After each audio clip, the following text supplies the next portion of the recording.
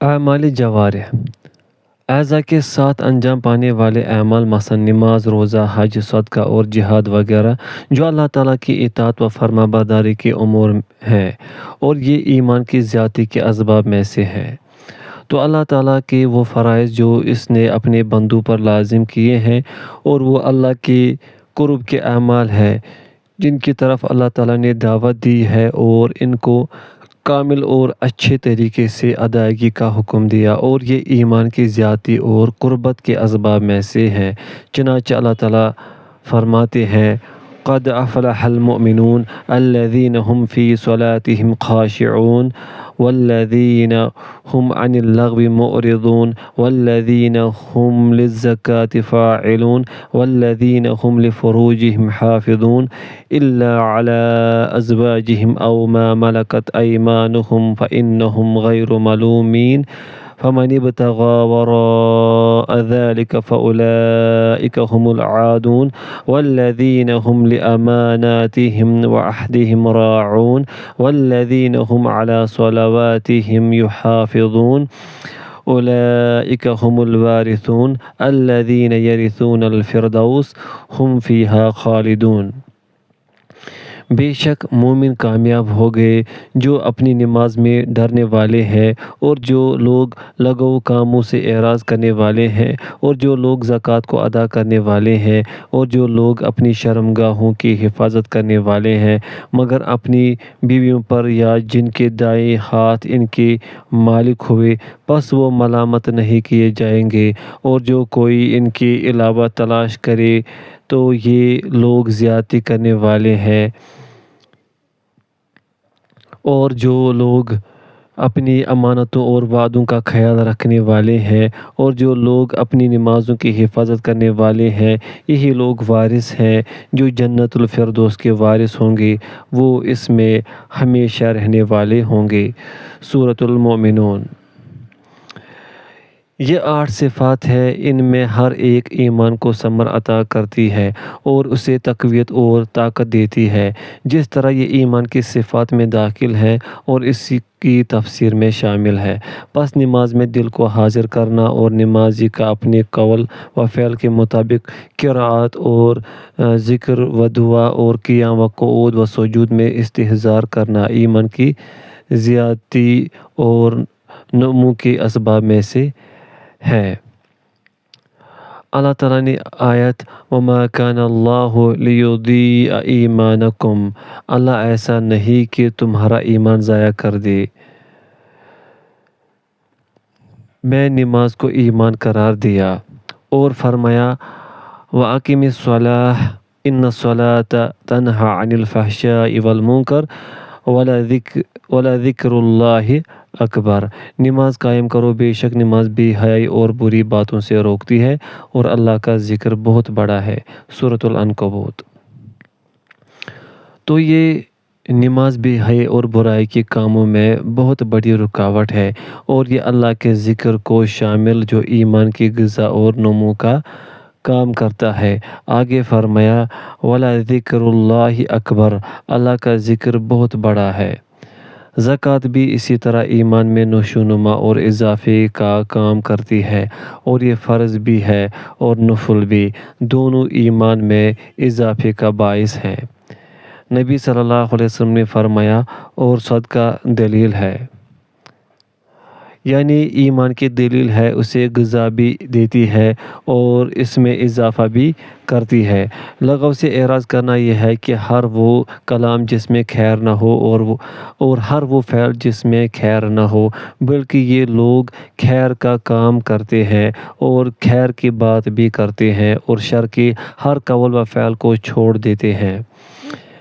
اس میں کوئی شک نہیں کہ یہ کام یعنی لغو سے اعراض کرنا بھی ایمان ہے، اور اس سے ایمان بڑھتا اور ثمر آور ہوتا ہے۔ اسی لیے صحابہ کرام رضی اللہ عنہم اور ان کے بعد والے لوگ جب اپنے اندر کوئی غفلت یا ایمان کی کمی دیکھتے تو ایک دوسرے سے کہتے آؤ ہمارے پاس بیٹھو تاکہ ہم ایمان دار ہو جائیں۔ پھر اللہ کو یاد کرتے اور اس کی دینی اور دنیاوی نعمتیں یاد کرتے تو اس طرح ان کے ایمان میں اضافہ ہو جاتا ہے۔ اسی طرح گناہوں اور فحش سے عفت و عصمت، خصوصاً زنا کی بے حیائی سے بچنا چاہیے، اور کوئی شک نہیں یہ صفت ایمان کو بہت بڑی طاقت دیتی ہے۔ تو مومن اپنے رب کے سامنے کھڑا ہونے سے ڈرتا ہے، اور فرمایا وَنَهَى النَّفْسَ عَنِ الْهَوَىٰ، وہ خواہش سے اپنے آپ کو بچاتا ہے۔ سورہ النازعات۔ کیونکہ وہ ایمان کے داعی کی بات قبول کرتا ہے، اس لیے کہ جو اس کے پاس ایمان ہے اسے غذا ملے۔ امانتوں کی حفاظت اور وعدوں کی رعایت کرنا بھی ایمان کی علامت میں سے ہے۔ حدیث میں ہے، اس کا کوئی ایمان نہیں جس میں امانت داری نہیں۔ تم کسی کا دین اور ایمان جاننا چاہو تو اس کی حالت دیکھو، کیا وہ تمام امانتوں کا خیال رکھتا ہے اور حقوق کی امانت کا خیال رکھتا ہے یا نہیں۔ یہ بھی دیکھو کہ کیا یہ حقوق مواعید جو اللہ تعالیٰ اور اس کے بندوں کے درمیان ہے، کیا وہ ان کا خیال رکھتا ہے یا نہیں۔ اگر خیال رکھتا ہے تو وہ دین و ایمان والا ہے، اگر ایسے نہیں ہے تو اس کا دین ایمان اتنا ہی کم ہوگا جتنی امانات کی رعایت کم ہوگی۔ ان آیات کو اللہ تعالیٰ نے نماز پر حفاظت کے حکم پر ختم کیا کہ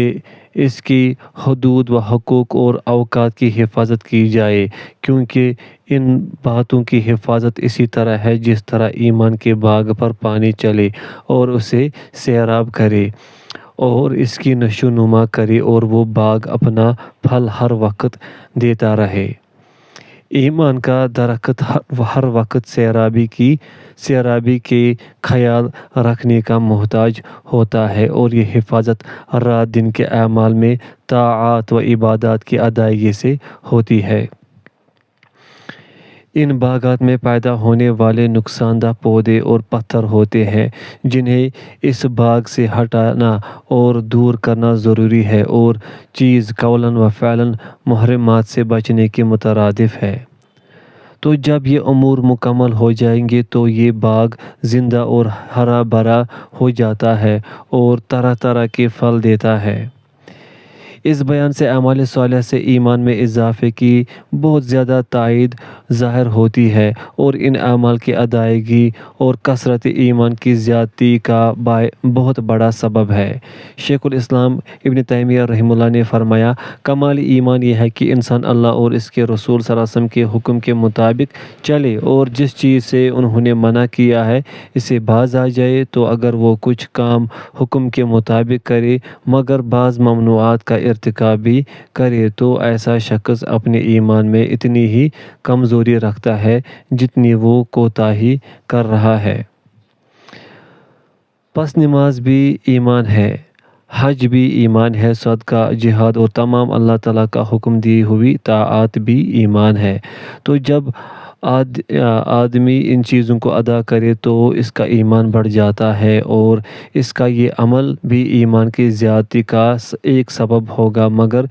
اس کی دو شرائط ہیں۔ پوائنٹ فرسٹ اخلاص، پوائنٹ سیکنڈ اتباع۔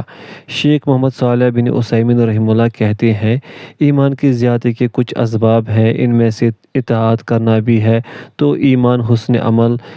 اس کی جنس اور اس کی کثرت کے مطابق بڑھتا ہے۔ جب عمل اچھا ہو تو اس کے ساتھ ایمان کی زیادتی بھی اچھی ہوتی ہے، اور اچھا عمل اخلاص اور اتباع کے مطابق بڑھتا ہے۔ جنس عمل کے متعلق معاملہ یہ ہے کہ واجب مسنون سے افضل ہے، اور بعض طاعات بعض سے موقد اور افضل ہوتی ہیں۔ تو جتنی طاعت افضل ہوگی تو اتنی ہی ایمان میں زیادتی ہوگی۔ کثرت عمل سے بھی ایمان بڑھتا ہے، کیونکہ عمل ایمان سے ہی ہے، تو اس لیے ضروری ہے کہ اس کے بڑھنے سے یہ بھی بڑھے۔ اعمال صالحہ میں سے وہ عظیم ترین سبب جو ایمان میں اضافے کرتا ہے وہ اللہ کی طرف دعوت دینا اور اہل خیر کے ساتھ ہم نشینی ہے، اور ان دونوں کاموں کی اہمیت اور ایمان میں اضافے ان کے اس عظیم فائدہ پہنچانے کی وجہ سے ضروری معلوم ہوتا ہے کہ ان کے متعلق بھی بحث کی جائے۔ اللہ کی طرف دعوت دینا۔ اللہ کی طرف دعوت دینا، اس کے دین کی طرف بلانا، حق کی وصیت کرنا اور صبر کی تلقین کرنا وغیرہ ہے۔ دعوت لوگوں کو اصل دین کی طرف بلانا ہے اور ایک دعوت اللہ کی شریعتوں کو لازم کرنے کا حکم کرنا ہے۔ یہ امر بالمعروف اور نہی عن المنکر اور مسلمانوں کی خیر خواہی کی دعوت ہے، کیونکہ یہ دعوت ایمان کے اسباب و وسائل میں سے ہے اور اسی کے ساتھ آدمی اپنے نفس کو مکمل کر سکتا ہے اور دوسروں کو کامل بنا سکتا ہے، جس طرح اللہ تعالیٰ نے سورۃ العصر میں عصر کی قسم کھائی ہے کہ جنس انسان نقصان میں ہے مگر جو شخص 4 صفات کے ساتھ موصوف ہو۔ پوائنٹ فرسٹ ایمان، پوائنٹ سیکنڈ عمل صالح اور عمل صالح، ان دونوں کے ساتھ نفس کا کمال ہے۔ پوائنٹ تھرڈ حق کی وصیت کرنا اور پوائنٹ فورتھ صبر، یعنی ان سب باتوں پر صبر کیا جائے اور ان آخری دو کے ساتھ اپنے علاوہ دیگر لوگوں کی تکمیل ہوتی ہے۔ یہ بات اس طرح ہے کہ دعوت اللہ اور بندوں کی خیر خواہی ایمان کی بڑی مقوی چیزوں میں سے ہے اور دعوت دینے والے کے لیے ضروری ہے کہ وہ اس دعوت کی مدد کی کوشش کرے اور ان کی تحقیق پر دلائل و براہین قائم کرے اور معاملات تک ان کے راستوں سے پہنچے، اور یہ سب امور ایمان میں سے ہے۔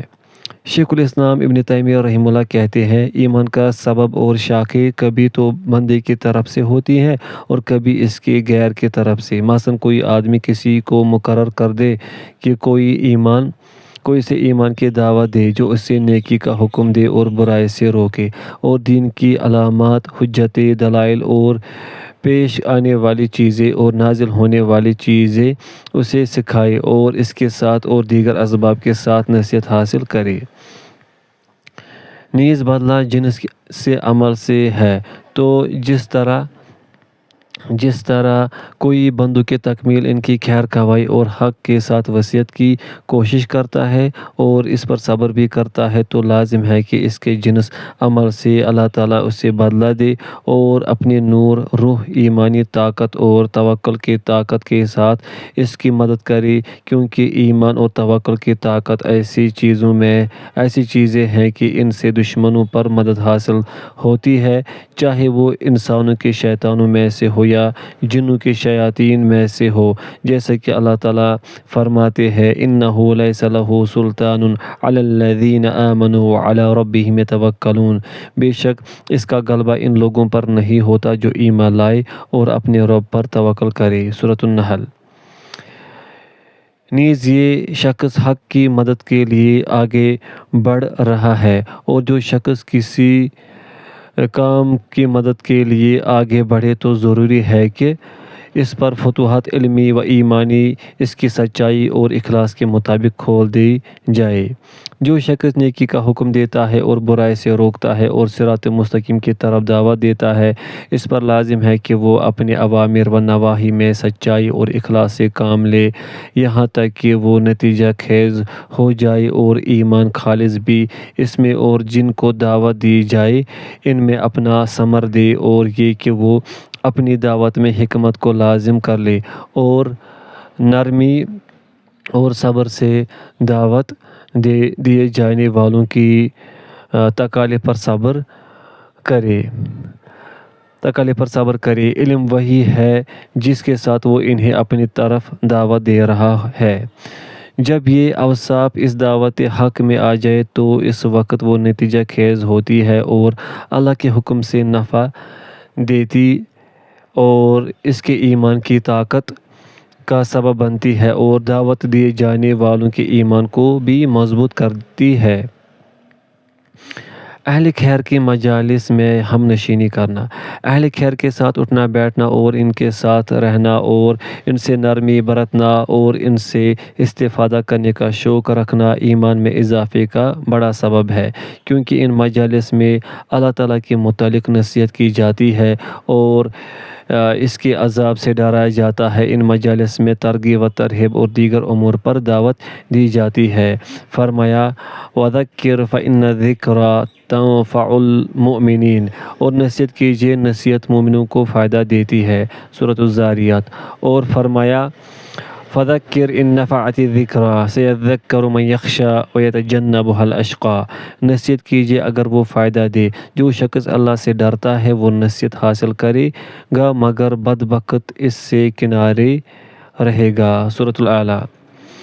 یہ چیز اس بات پر دلالت کرتی ہے کہ مومن لوگ نصیحت سے فائدہ اٹھاتے ہیں اور مجالس ذکر سے بھی نفع اٹھاتے ہیں۔ یہ چیز ان میں خوشی اور ہمت پیدا کرتی ہے اور ان کے لیے فائدہ اٹھانا اور ان کا بلند ہونا واجب کر دیتی ہے، بخلاف کھیل کود اور غفلت کی مجلسوں کے، کیونکہ وہ ایمان کے کم ہونے کے اسباب میں سے ہے۔ اسی لیے ہمارے سلف صالح مجالس ذکر کا بہت زیادہ خیال کرتے تھے اور وہ کھیل کود اور غفلت کے مجالس سے بہت دور رہتے تھے۔ ہماری نظروں سے ان کے بہت سے اقوال گزرے ہیں جو اس بات پر دلالت کرتے ہیں کہ مثلا عمیر بن حبیب خطمی اور معاذ بن جبل وغیرہما کے آثار۔ ایک اور سبب بھی ایمان کے قوی اور مضبوط ہونے کا موجود ہے جس کا ذکر کر کے ہم اپنی بات ختم کرتے ہیں، اور وہ سبب یہ ہے کہ انسان اپنے نفس کو اس بات کا عادی بنا دے اور اس بات پر اسے براگیخت کرے گا کہ وہ ان تمام اشیاء کا مقابلہ کرے جو ایمان کو کم کرنے، کمزور کرنے یا ختم کر دینے والی ہیں، کیونکہ جس طرح یہ ضروری ہے کہ جس طرح ایمان کے تمام مقوی اور نشوونما کرنے والے افعال عمل میں لائے جائے، اسی طرح وہ اسباب بھی بروئے کار لائے جائے جو ان اعمال و اسباب کے سامنے رکاوٹ بنتے ہیں، اور وہ عمل یہ ہے کہ نافرمانیوں کو ترک کر دے اور جو کچھ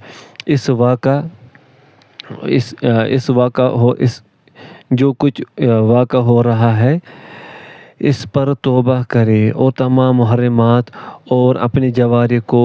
محفوظ رکھے اور شبہات کے فتنوں کا مقابلہ کرے۔ یہ فتنے ایمان کے علوم میں نقصان پہنچانے والے ہیں اور انہیں کمزور کرنے والے ہیں، اور وہ شہوات جو ایمان کے ارادوں کو کمزور کرنے والی ہیں ان کا بھی مقابلہ کرے، کیونکہ وہ ارادات جن کی اصلیت خیر میں رغبت کرنا ہے اور خیر سے محبت اور اس کی طرف کوشش کرنا ہے، اور یہ کام تب مکمل ہوتا ہے کہ شر میں رغبت کرنے والی ارادات جو خیر کے ارادات کے منافی ہیں ان کو ترک کر دیا جائے اور نفس امارہ بالسوء کا مقابلہ کیا جائے۔ تو جب بندہ فتنوں میں گر جانے سے محفوظ ہو جائے اور تمام شہوات و شبہات کے فتنوں سے بچ جائے تو اس کا ایمان مکمل ہو جاتا ہے اور اس کا یقین کامل ہو جاتا ہے۔ وباللہ وحدہ التوفیق۔